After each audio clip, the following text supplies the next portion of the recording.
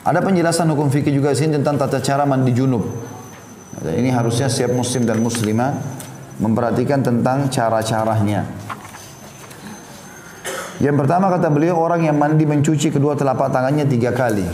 Ya, seperti kalau kita mau wudu, telapak tangan saja 3 kali dicuci. Ini sebagian ulama mengatakan hikmahnya adalah kemungkinan dia pada saat biologis mungkin memegang kemaluan pasangannya, mungkin menyentuh benda-benda atau haram, sesuatu yang dianggap kotor, maka dia mencucinya. Kemudian yang kedua, mencuci kemaluan dari depan dan belakang secara baik dengan menggunakan tangan kiri. Ya. Ini tentu kenapa dikatakan tangan kiri, karena Nabi SAW tidak menggunakan tangan kanan dalam cebok atau membersihkan diri. Itu dijelaskan dalam hadis Bukhari yang lain. Aisyah berkata radhiyallahu anha, Nabi SAW tidak menggunakan tangan kanan kecuali kepada hajat-hajat yang baik, dan tangan kiri beliau gunakan untuk membersihkan kemaluannya. Kemudian yang ketiga, berwudu sebagaimana wudu untuk sholat, dengan catatan tetap menjaga wudu dari perkara yang membatalkannya dan tidak menyentuh kemaluan dengan tangan manapun. Jadi artinya mencuci telapak tangan, membersihkan kemaluan sampai bersih, kita mau pakai sabun juga lebih bagus ya. Sampai udah bersih benar-benar lalu kita wudu. Kemudian setelah wudu seperti wudu sholat, yang keempat menyela-nyela rambut dengan jari-jari sebanyak 3 kali. Jadi ambil air di jari-jari kemudian disentuhkan di bagian kulit kepala sebanyak 3 kali. Yakni orang yang mandi membasahi tangannya dengan air kemudian menyela-nyela rambutnya dengan jari-jarinya, yakni melewatkan jari-jarinya pada sela-sela rambutnya.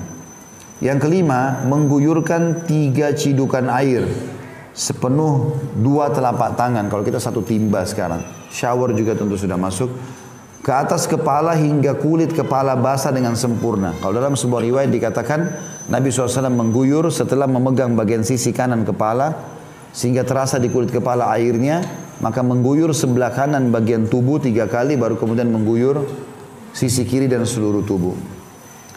Selanjutnya yang keenam, membasuh tubuh sebelah kanan, dimulai dengan bagian tubuh paling atas kepala, lalu paling bawah, atau ini biarkan air mengucur sampai ke bawah. Disertai catatan untuk tidak menyentuh kemaluan, serta seperti telah disinggung, untuk menjaga wudu agar tidak batal.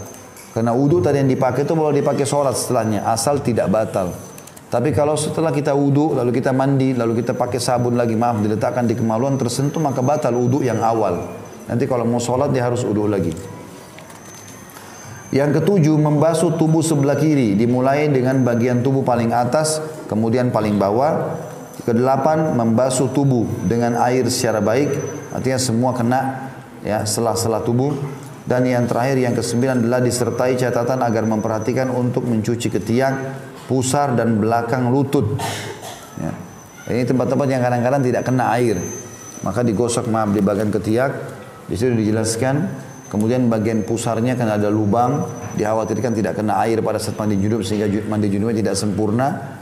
Kemudian juga bagian belakang lutut, ya, biasanya ada lipatan di atas betis, antara betis dengan paha belakang. Setelah itu ia pergi ke tempat sholatnya tanpa perlu berwudu kembali, asal dia tidak membatalkannya. Kalau kesentuh kemaluan, keluar angin, kencing, maka ini semua berarti batal wudu awal. Untuk sholat dia harus wudu lagi. Imam Muslim meriwayatkan dalam sahihnya tentang tata cara mandi Rasulullah SAW.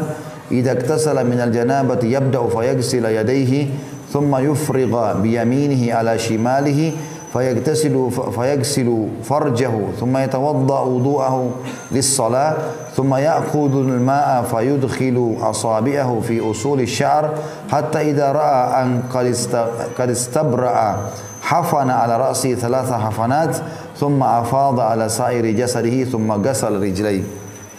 Ketika mandi janabah, mula-mula beliau sallallahu alaihi wasallam mencuci kedua telapak tangannya, lalu beliau menuangkan dengan telapak kanan atau dengan tangan kanannya pada tangan kirinya, lalu mencuci kemaluan. Maksudnya Nabi SAW ambil cidukan air dengan tangan kanan ditaruh ke tangan kiri yang mencebok kemaluannya.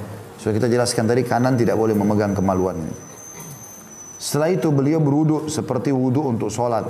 Kemudian mengambil air lalu memasukkan jari-jarinya pada akar-akar rambut hingga ketika merasa bahwa beliau sudah menyempurnakannya, maka beliau menciduk 3 kali cidukan dengan kedua telapak tangan untuk diguyurkan pada kepalanya. lalu mengguyur seluruh tubuhnya, lantas membasuh kedua kakinya. Tidak ada perbedaan antara laki-laki dan wanita mengenai tata cara mandi janabah. Muslim meriwayatkan dari Ummu Sulaim radhiyallahu anha, "Inni imra'atun ashuddu dhafra ra'si fa anqudu li ghuslil janabah wa fi riwayatil haidati wal janabah." Qala la, innama yakfiki an tahthiya ala ra'siki thalatha hathayat thumma tufidina alaikil ma fatathurin. Aku adalah seorang wanita yang biasa mengencangkan jalinan rambutku, maksudnya menguncirnya. Apakah aku harus melepasnya kalau aku mandi janabah? Kalau ada kunciran? Maka dalam satu riwayat, apakah aku harus melepasnya kalau aku dalam keadaan haid atau junub? Maka Nabi SAW menjawab, tidak perlu. Tapi cukup bagimu mengguyurkan pada kepalamu 3 kali cidukan, lalu kamu guyurkan air pada tubuhmu, maka kamu menjadi suci. Hadis ini riwayat Muslim di jilid 1 halaman 259. Jadi perlu dipahami juga ya, mandi junub ini ringan sekali. Bukan mandi yang berat seperti sering dibayangkan. Karena ada juga orang pada saat pasangannya ingin mengulangi biologis, dia nggak mau. Kenapa? Malas mandi. Ini bukan masalah malas mandi. Mandi mudah, bukan sulit. Jadi jangan selalu dibayangkan kalau saya tadi mandi, sekarang biologis lagi harus keramas lagi dengan sampo segala macam. Enggak. Pakai air, tadi sudah pakai sampo, sudah pakai sabun, sekarang mandi yang kedua ini mandi membasahi, syarat saja supaya junub itu bersih, bisa sholat gitu kan. Dengan tadi mengguyurkan sampai 3 timba air, ya dibahasakan dalam hadis ini. Adapun tentang mandi wanita dari haid, maka para ulama berselisih mengenai kewajiban melepas jalinan rambut kepalanya atau ikatan. Namun yang sahih bahwa ia tidak wajib mengurai rambut kepalanya.